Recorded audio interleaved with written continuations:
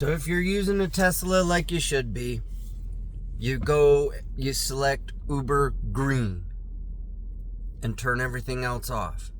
Then you find your client's destination and you set where they're going, the airport.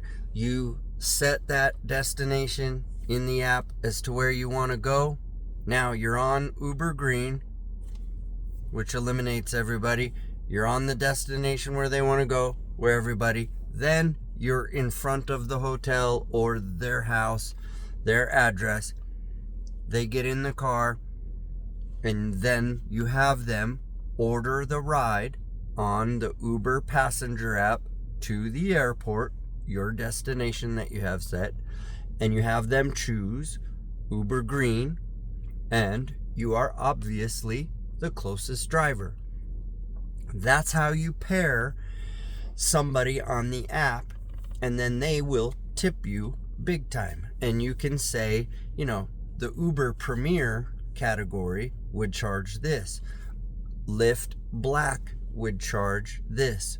Uber Black would charge this. You could say a taxi would charge this. You could say a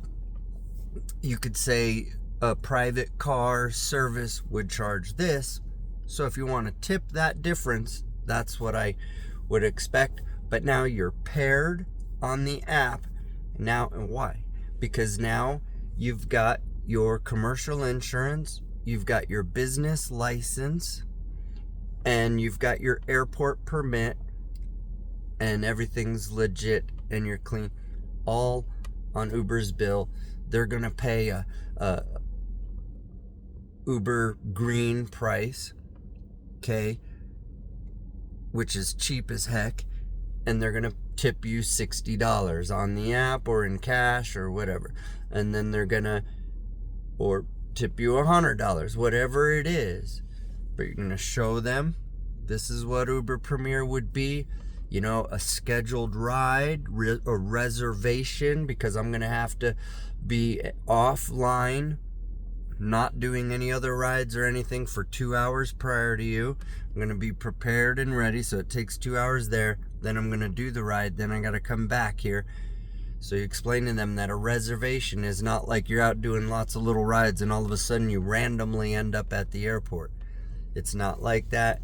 So you're scheduling and all of that, so you would appreciate this much difference. Now that's how you pair on the app, and you've got your insurance. Now, for those of you that you do not want to do off-app rides unless you have commercial insurance, which is about $6,500 a year. $6,500 a year now. $6,500. Just 2 years ago, before all of this inflation and this certain political climate, it was $3,000, $3,500, maybe $4,000 a year.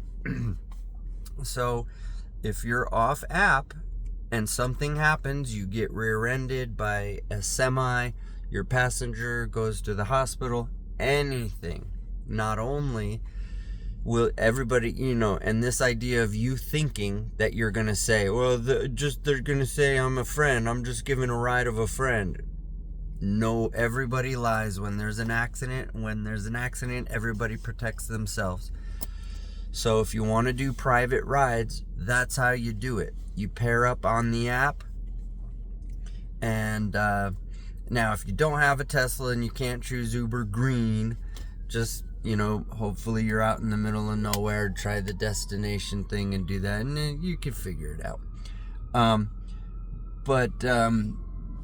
Don't do cash rides unless you've got. So first of all, listen, you've got to have commercial insurance. So that's like $6,000 a year at least. Then you've got to have your airport permits. You might get away with something sometimes, but they're going to track your license plates, because now when you go through, your license plate triggers and you'll see the yellow jackets walking around with little kiosks. Little handheld tablet type things And they know if your license plate is an Uber or a Lyft driver, and they'll come over and ask you because they want their airport fees. So that's another illegal thing. Then you've got to have an LLC. You want to be incorporated because if something happens if something happens, you don't want them to take your house, take your kids, take all your assets, sue you for the next 10, 20 years. So, if you're not LLC and you don't have the commercial insurance and you don't have the number one being commercial insurance and you're doing off-app rides, you're operating illegally, and when something happens, everybody protects themselves. And you're going to be sued to oblivion for it's going to ruin your life for 5 to 10 years. So, if you want to, if you don't have 1,500 private clients, you're not going to afford all of that. So if you just got one or two here, explain to them, this is what we're going to do. We want the insurance of the app, Uber. Explain to them, we want Uber's insurance, and you want the coverage of millions of dollars in case the semi runs us off the road, and we want the business permit, and we want to be able to just drive right into the airport with our airport permits, totally legit and legal. So here's what we'll do, and you explain to them, I'm going to have you choose Uber Green, or if you're XL, the idea is to eliminate as many other drivers as possible.